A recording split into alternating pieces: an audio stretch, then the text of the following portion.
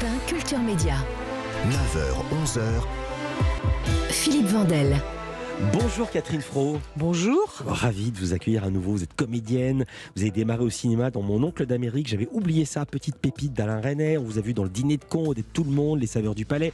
2 Césars en 97 pour le meilleur second rôle dans Un air de famille. Meilleure actrice en 2016 pour Marguerite de Xavier Giannoli. Au théâtre, vous avez joué les plus grands, Beckett ou Tchekhov avec Peter Brook, excusez du peu.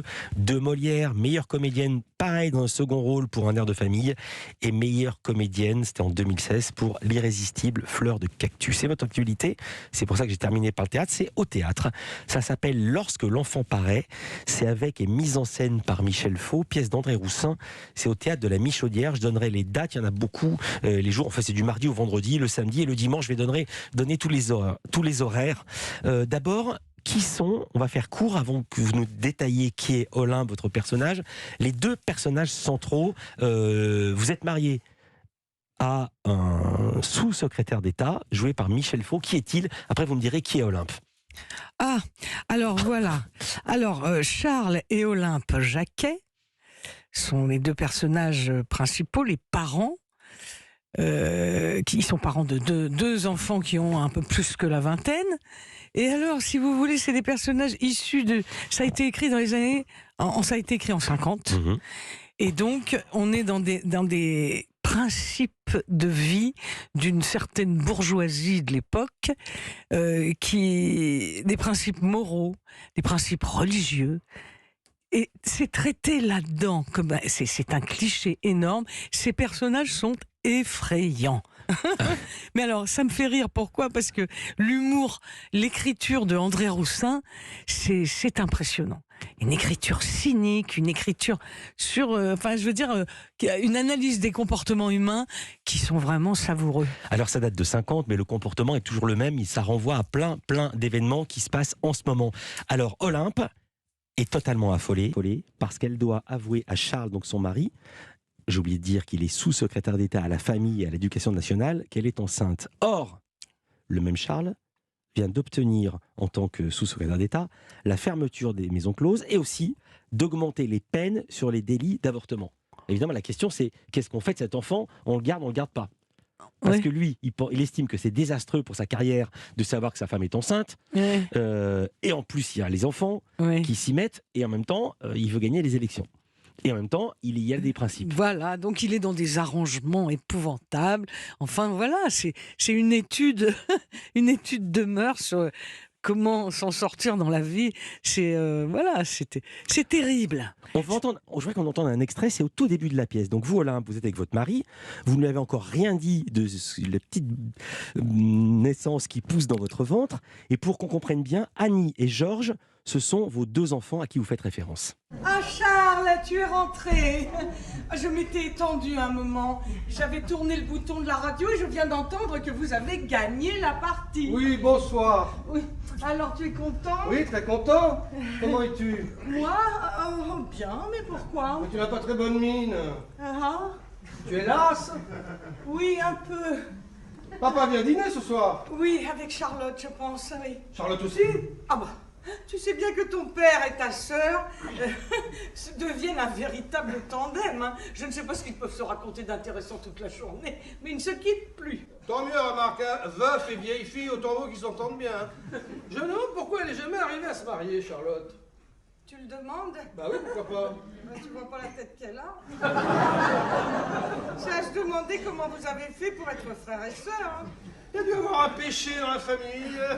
D'ailleurs, regarde, Georges et Annie n'ont pas tellement l'air non plus d'être du même père, tu sais. Ah bah je te remercie de tes insinuations. Bah quoi, c'est vrai. Oh, mon pauvre Charles. Bah quoi, mon pauvre Charles? Tu as des aveux à me faire sur la naissance de nos enfants? Non, non, non. Ah bon, mais tu me donnes de ces coups brusquement. Ah. Alors évidemment, mon pauvre Charles, quand on entend ces répliques, on pense au vaudeville classique avec la femme enceinte d'un homme qui serait pas son mari. Or, c'est pas du tout ceci que raconte Lorsque l'enfant paraît. C'est un vaudeville sans adultère. Et les enfants s'y mettent aussi. Il y a Oui. plusieurs enfants qui paraissent. Ah bah oui, mais toutes les filles de la pièce tombent enceintes. Voilà. Une damnation. Ce qui est On amusant- l'appellera Désirée, on l'appellera Bienvenue. Ouais. Mais c'est vraiment, il y a un effet ping-pong, c'est vraiment hilarant dans le genre comédie. Personnellement, c'est ce qui me fait rire. Sur l'affiche, il y a un landau avec un lapin dedans.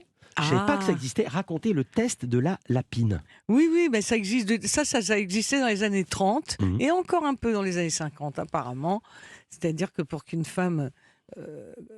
Enfin, il y avait une histoire où on injecte une dose d'urine à une lapine et si dans les 3 jours la lapine meurt, on est enceinte. C'était le test de grossesse de l'époque. C'est atroce. C'est atroce. Mais il y a une férocité dans le texte, hein, du début jusqu'à la fin, jusqu'à cette histoire de lapine. Mais voilà. Alors, c'est une pièce qui a été écrite par André Roussin en 1950, vous l'avez dit, on était juste au sortir de la guerre. Les deux enjeux de la pièce, c'est la fermeture des maisons closes et surtout l'interdiction de l'avortement. Ce sous-secrétaire d'État veut rendre l'avortement encore plus difficilement accessible. Question et télescopage avec l'actualité. À l'époque, c'est presque en gros mots. Vous dites à votre fille, c'est abominable, tu prononces des mots abominables. Ça vous inquiète ce qui se passe en ce moment dans certains États, notamment je pense à certains États américains? Bah oui, il y a un retour en arrière, mais euh, qu'on s'intéresse à ce qui se passait avant, qu'il y ait des choses qui changent et qu'on ait besoin de revenir en arrière sur certaines choses sensibles, oui. Mais là, je trouve ça épouvantable. Pour moi, c'est une régression qui fait peur, l'histoire de revenir sur le droit à l'avortement. Et pourquoi justement vous êtes-vous intéressé à ce texte de 1950 puisque les maisons closes sont fermées et l'avortement est légal et légalisé en France? Pourquoi ce choix? Mais c'est même pas à cause de cette actualité-là, vous voyez, il y a plusieurs raisons. D'abord parce que c'est une comédie puissante. Vraiment, les gens rient énormément, ça fait du bien. Et le sujet, effectivement, c'est troublant de voir qu'on a affaire aussi encore à une actualité.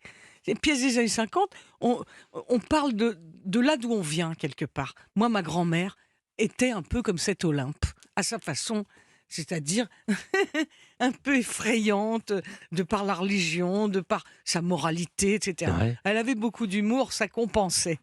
Mais elle a à voir avec cet Olympe. Ah, votre grand-mère, c'était un petit peu le modèle alors? Ah, un petit peu, ouais. Ah oui, oui, absolument. Quelque chose de très risible, mais d'effrayant quelque part. Vous restez avec nous, Catherine Fro. Culture Média continue. On va parler cinéma, série. À tout de suite.